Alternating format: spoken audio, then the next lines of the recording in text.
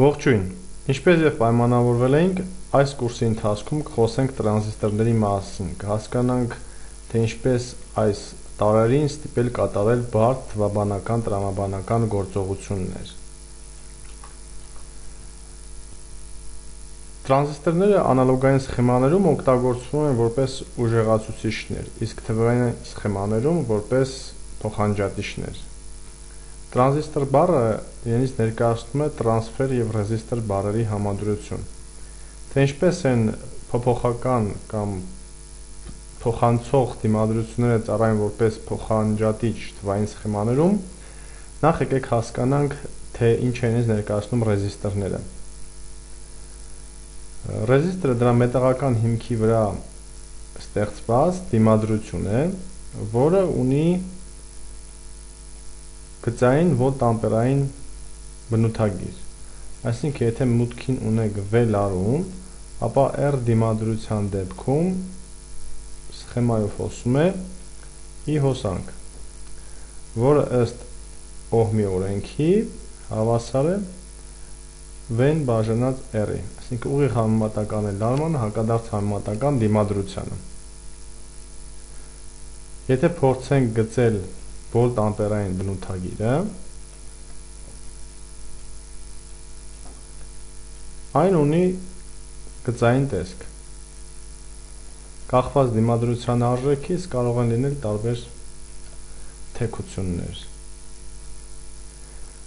Բացասական հոսանքների տիրույթը համընկնում է հոսանքի հակառակ ուղղվածությանը։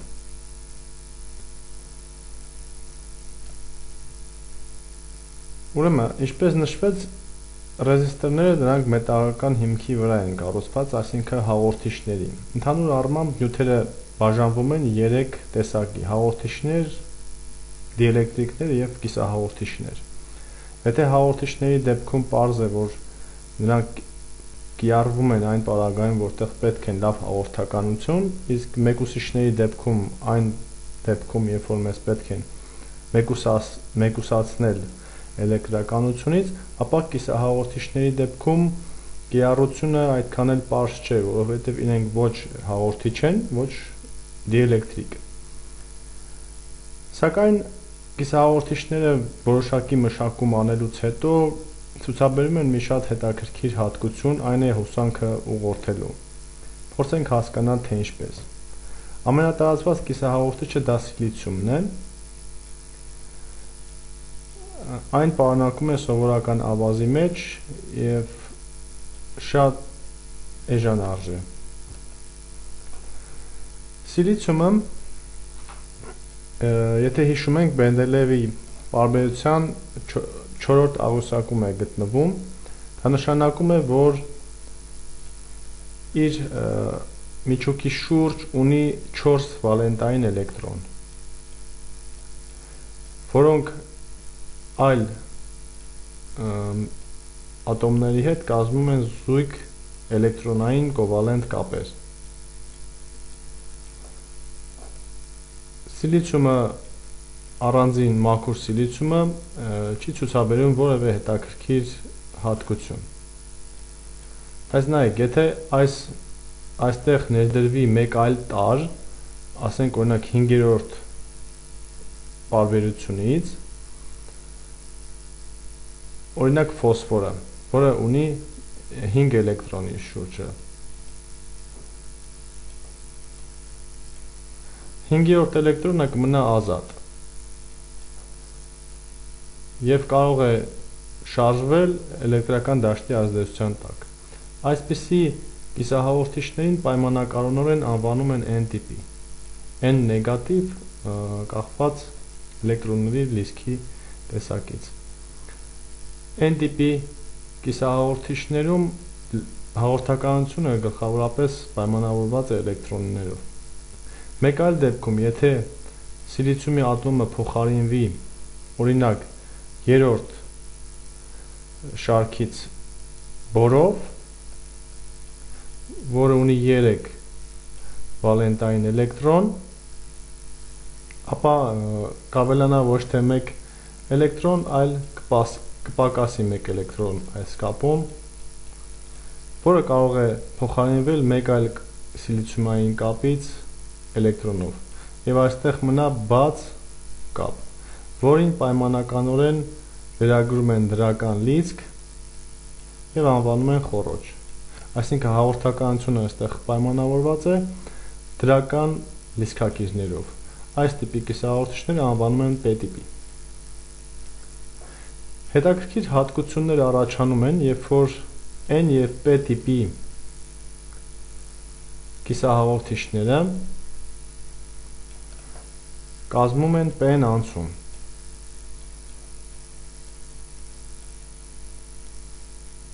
Ինչպես արդեն նշվեց, P տիպի կիսահաղորդիչներում հաղորդականությունը պայմանավորված է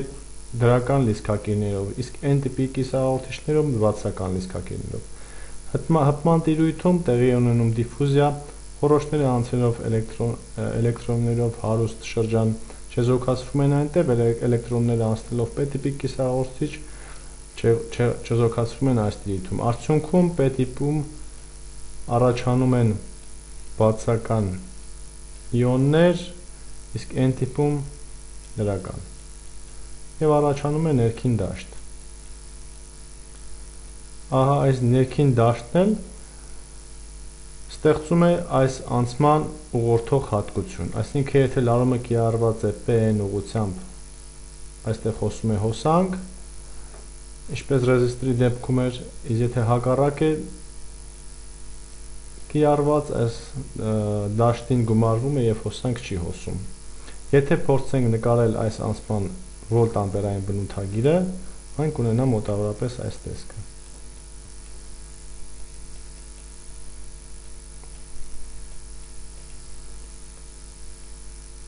Սա ուղիղ միացման դեպքում, հակառակ միացման դեպքում գրեթե հոսանք չի հոսի։ Այս տարրերը էլեկտրոնիկայում կոչվում են դիոդներ։ Դիոդները ունեն հոսանքի ուղղորդող հատկություն։ Առավել հետաքրքիր հատկություններ են առաջանում, եթե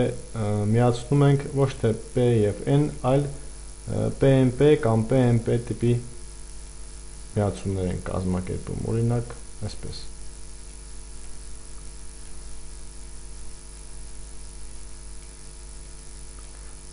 Այս դեպքում մենք ունենք տարր, որը ունի 3 ոտիկ, ի տարբերություն ռեզիստորների կամ դիոդների, եւ որ մուտքի մի ազդանշանը կարողանում է կառավարել մյուս երկուսի միջև եղած կապը։ Այլ կերպ ասած, ստեղծվում է մի մուտքով մյուս երկուսը կառավարելու հատկություն կամ փոփոխական դիմադրություն։ Սա դասական տրանզիստորն է, սակայն տրանզիստորները լինում են ինչպես արդեն նշվեց PNP կամ NPN տիպի, տրանզիստորների արտադրության երկու հիմնական տեխնոլոգիաներ գոյություն ունեն, առաջինը կոչվում է բիպոլյար, երկրորդը դաշտային։ Բիպոլյար տեխնոլոգիաները շատ արագագործ են, բայց շատ ծախսատար, դրա համար ժամանակակից էլեկտրոնիկան հիմնականում կազմված է դաշտային տրանզիստորների հիման վրա։ Հաջորդ դասի ընթացքում